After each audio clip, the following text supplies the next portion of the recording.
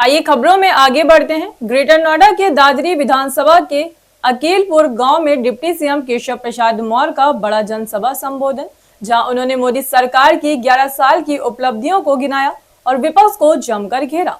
Deputy CM Keshav Prasad Maurya ने जनसभा में कहा कि 2014 से पहले देश घोटाले और आतंकवाद के साए में डूबा था, लेकिन नरेंद्र मोदी की सरकार ने नया भारत बनाया जो अब आतंकियों को मुंहतोड़ जवाब देता है। उन्होंने कहा कि मोदी सरकार ने गरीबों को आयुष्मान भारत जैसी योजनाएं देकर 5 लाख का मुफ्त इलाज उपलब्ध कराया है। मंच से डिप्टी सीएम ने अधिकारियों को निर्देश दिया कि अभियान चलाकर सभी पात्र लोगों के आयुष्मान कार्ड बनाए जाएं। जो अधिकारी लापरवाही करेगा उसे दवाई दूंगा, ऐसा तीखा बयान भी उन्होंने मंच से दिया। डिप्टी सीएम ने राहुल गांधी और अखिलेश यादव पर भी जमकर तंज कसे और कहा कि जनता ने अब उनका चेहरा पहचान लिया है।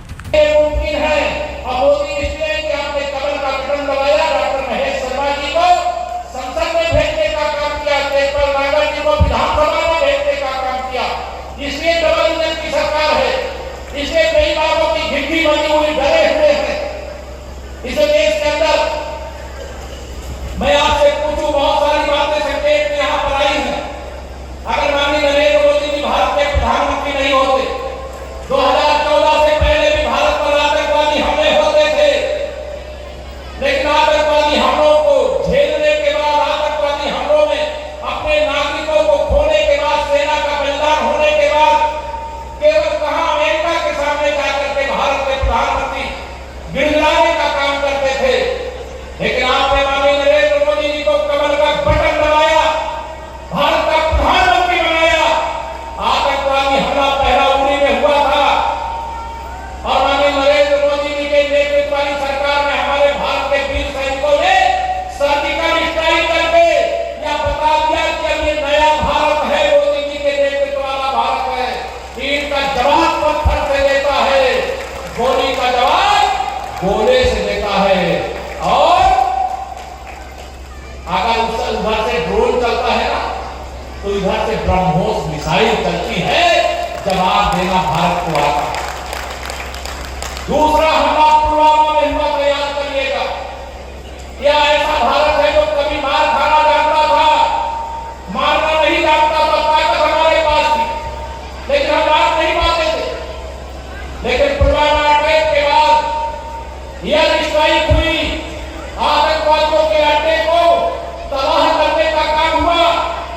लेकिन अभी तक पहलगाम में हमारी माताओं बहनों को अलग बैठा करके उनके सिंदूर को उजाड़ने का अपराध किया। पाकिस्तान में पलने वाले आतंकवादियों ने वहां की सरकार, वहां की सेना के इशारे पर तो ऑपरेशन सिंदूर के माध्यम से पाकिस्तान को छट्टी का दूध दिला देने का काम किया। मैं अपने भारत की सेना को यह सौर दिखाने के लिए बधाई देता। मैं अपने भारत के प्रधानमंत्री माननीय श्री नरेंद्र मोदी जी को, सेना को पूरी छूट देने के लिए बधाई देना चाहता हूं। अब भारत गिड़गिड़ाने वाला नहीं है। ईंट का जवाब पत्थर से, गोली का जवाब गोला से, उनके ड्रोन और गोलों का जवाब उत्तर प्रदेश में बनने वाली ब्रह्मोस मिसाइल से देने का काम करता है। ये बदला हुआ भारत। इस देश के अंदर अभी मैं मंच पर 2 लोगों को प्रतीकात्मक आयुष्मान भारत का कार्ड दिया। पूरे देश के अंदर 70 सालों उससे ऊपर के जितने बुजुर्ग हैं, माननीय प्रधानमंत्री श्री नरेंद्र मोदी जी ने 5 लाख रुपया तक का इलाज कराने का सबके लिए फ्री में कार्ड दे दिया। आज से 5 लाख तक का इलाज आराम से जाकर के कराने का काम कर सकते हैं। और यह संख्या छोटी मोटी नहीं है मेरे भाइयों, ये लगभग 60 करोड़ लोगों को ऐसा कार्ड देने का काम किया गया जिनका कार्ड नहीं बना। मैं यहाँ मंच से आदेश दे रहा हूँ, अधिकारी अभियान चला करके माननीय सांसद, माननीय विधायक, हमारे पार्टी के कार्यकर्ताओं के माध्यम से जिनका कार्ड नहीं बना है उनको कार्ड बना करके देने का काम करे, अभियान चलाए। और जो न करे उनको मुझे बताए। उन्होंने नरेंद्र मोदी जी के मार्गदर्शन में आज आदरणीय योगी आदित्यनाथ जी के नेतृत्व में उत्तर प्रदेश के अंदर हमारी सरकार यह काम कर रही है। और वहां भी क्यों करता रही है? क्योंकि इसका श्रेय हमारी सरकार को ही नहीं जाता। पहले सबसे पहले अगर किसी को श्रेय जाता है सामने बैठे हुए आप सब लोगों को बात, अगर आपने कमर का बटन न दबाया होता तो गुंडागर्दी हम खत्म नहीं कर सकते थे, भ्रष्टाचारियों के खिलाफ कार्रवाई हम नहीं कर सकते थे, अपराधियों को हम जेल नहीं भेज सकते थे, गरीब कल्याण की योजनाएं हम नहीं चला सकते थे, किसान उत्थान का जो कार्यक्रम है वो आगे नहीं बढ़ सकता था।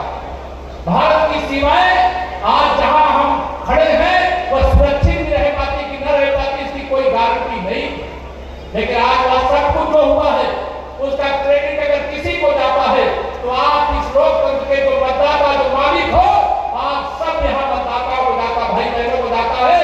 और मैं तो कल अभी ऐसे अखिलेश यादव जी कोई प्रेस वार्ता कर रहे थे, बड़ी बड़ी हाथ रहे थे, बड़ी बड़ी हाथ का काम करते हैं, तो मैंने उनको याद दिलाया कि 2014 में उत्तर प्रदेश में किसकी सरकार थी, तो श्री अखिलेश यादव जी मुख्यमंत्री थे, समाजवादी पार्टी की सरकार थी, और भारतीय जनता पार्टी गठबंधन ने 73-80 में से 73 लोकसभा सीटों पर विजय प्राप्त किया था, जिसमें डॉक्टर महेश सर्वज्ञ और केशव प्रसाद मौर्य भी जीत करके संसद में पहुंचे थे।